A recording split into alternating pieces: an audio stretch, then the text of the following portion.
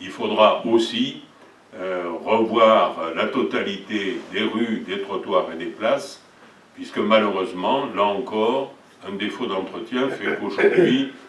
bon, j'ai à peu près calculé que 80% des 120 km de voirie de la ville étaient à refaire, ou entièrement, ou en partie, pour arriver à avoir quelque chose de convenable, c'est-à-dire un trottoir qui est un revêtement normal, et pas un revêtement comme on le voit encore dans le quartier, où c'est du 8 couches noir. Ça, c'est pas tolérable. Il y a également un souci d'esthétique lorsqu'on travaille sur la voirie. Les rues doivent être faites en enrobé parce que c'est ce qui dure le plus longtemps, et les trottoirs, soit dans le secteur sensible en gravillon lavé, soit en enrobé rouge, mais certainement pas en bicouche noire, parce que c'est plutôt sinistre et c'est pas très engageant, ni pour ceux qui y habitent, ni pour ceux qui se promènent dans le quartier. Donc il faut revoir effectivement tous ces aspects, il faut revoir les places, il faut se souvenir que nous avons dans votre quartier et dans un certain nombre de quartiers de la ville, pas mal de jeunes couples qui habitent notamment dans les HLM. Et ces jeunes couples ont par définition des enfants.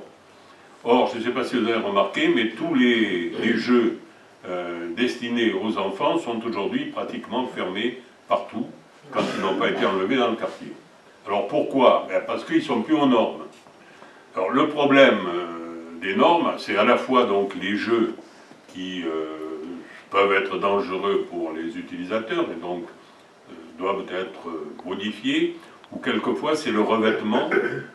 qui est en gravillon ou en enrobé ou en bicouche, alors qu'il faut maintenant avoir un revêtement spécial qui permet, en cas de chute, de ne pas effectivement aggraver la situation de l'enfant qui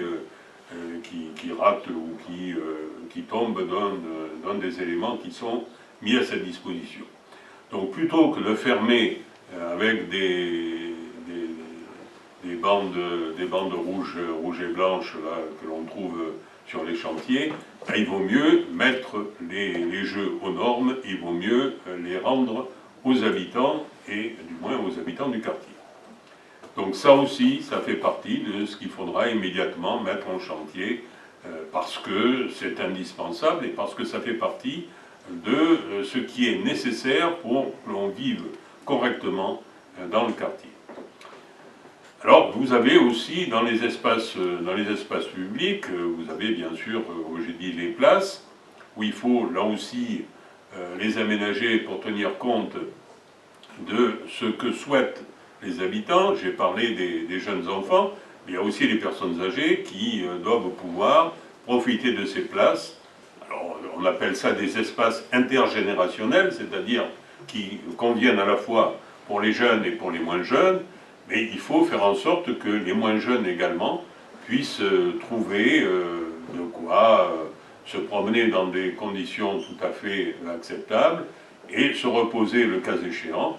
sur les places ou dans les jardins publics lorsqu'il y en a, pour effectivement profiter largement de leur quartier et de leur environnement. Donc il faudra là aussi prévoir à chaque fois, sur les places, sur les jardins publics, sur les lieux publics, prévoir la possibilité de ce côté intergénérationnel, c'est-à-dire penser à la fois aux jeunes et aux moins jeunes.